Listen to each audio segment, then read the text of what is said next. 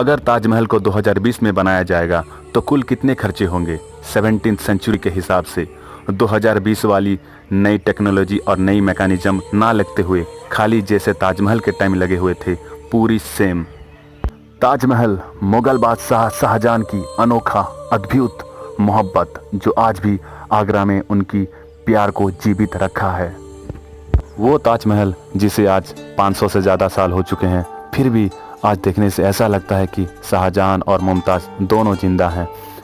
वो तो नहीं रहे, मगर जब तक ताजमहल है मानो कि वो भी अमर है।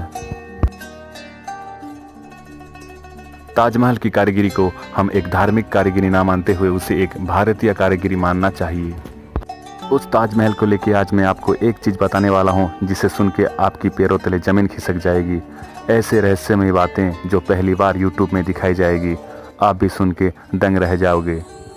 ऐतिहासिककारों का मानना है कि 1653 में जब ताजमहल कंप्लीट हो गया तो कुल उस समय 32 मिलियन यानी कि 3 करोड़ 20 लाख खर्च हुए थे।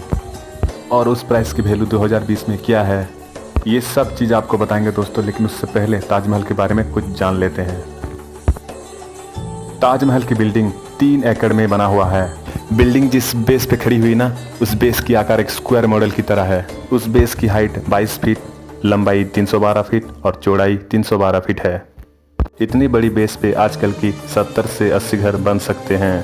ताजमहल की चारों तरफ जो 4 मीनारें हैं उनकी हाइट 130 फीट है, यानी कि आजकल की एयरटेल वोडाफोन टावर के समान।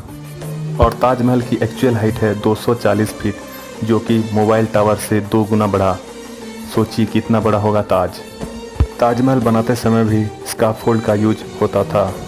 स्काफोल्ड का मतलब आजकल जो घर बनाते समय मिस्त्री और श्रमिक घर के ऊपर चढ़ने के लिए बांस का यूज करते हैं ना, उसे बोलते हैं स्काफोल्ड। ताजमहल के समय बांस की नहीं, ईंट की स्काफोल्ड बनाया करते थे। और जब कंप्लीट हुआ ताजमहल तो सालों लग गए उसको तोड़ने के लिए। ताजमहल के लिए टोटल 20,000 कारीगर लगे हुए थे, जिसमें पेंटर, श्रमिक और डिजाइनर मौजूद थे। इतनी भारी मात्रा में श्रमिक लगे हुए थे, फिर भी लग गए 22 साल कंप्लीट होने में। पंजाब, चाइना और राजस्थान से ताजमहल में लगे हुए पत्थरों को लाया जाता था और उसमें 1000 हाथी नियोजित थे। शाहजहां की सबसे प्यारी बेगम मुमताज जब 14 नंबर बच्चे को जन्म दिया तभी ही उनकी मौत हो गई। इस बात को शाहजहां ने बर्दाश्त न कर पाए और 1632 में अपनी मुमताज को याद रखने के लिए एक विशाल इमारत बनाने का इरादा बनाया, जो आज भी उनके प्यार को याद दिलाती है। मेरे हिसाब से आप कुछ जान गए होंगे यार ताजमहल के बारे में। अभी बात करते हैं 2020 में उस ताजमहल का क्या प्राइस है, क्या वैल्यू है। 2020 वाला ताजमहल को हम 4 स्तर में डिवाइड करेंगे। जैसे कि पहले हुआ उसका लैंड प्राइस, 2 नंबर पे आता है लेबर पेमेंट, जो लेबर खर्चे देंगे, 3 नंबर पे आता है फूड, जो लेबर को खिलाएंगे खाना, और 4 नंबर पे आता है मार्बल प्राइस जो लगे हुए हैं ताजमहल में। तो पहले शुरू करते हैं लैंड से, यानी कि ज़मीन। ताजमहल की बिल्डिंग, ताजमहल की गार्डन और ताजमहल की कॉम्प्लेक्स को मिला के टोटल 42 एकड़ होते हैं। 42 एकड़ को स्क्वायर फुट में कन्वर्ट करने से निकलता है 18,29,520 स्क्वायर फुट। तो अभी 2020 में आगरा में चल रही लैंड प्राइस जानते हैं, जो कि 1000 रुपये स्क्वायर फुट है। अभी हम एरिया स्क्वायर फुट को और प्राइस पर स्क्वायर फुट को इंटू करेंगे, यानी कि 18,29,520 इंटू 1000, तो जो निकलता है वो आ गया 182 करोड़ 95 लाख 20,000 रुपये। तो 2020 की ताजमहल की लैंड प्राइस हमें मिल चुकी है और वो है 182 करोड़। उसके बाद आते हैं 2020 की मार्बल प्राइस के ऊपर।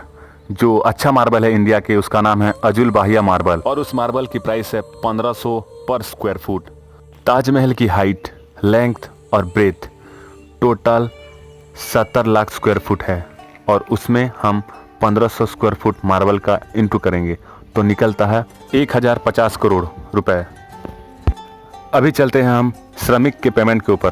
कितना पेमेंट करेंगे जब 20,000 श्रमिक लगेंगे ताजमहल बनाने में। हम श्रमिक को 3 स्तर में भाग किए हैं, एक लेबर, 2 स्किल वाले मिस्त्री और 3 नंबर पे 2 इंजीनियर। अंदाज़ा के हिसाब से लेबर होंगे 15,000, मिस्त्री होंगे 3,000 और जो इंजीनियर होंगे वो 2,000।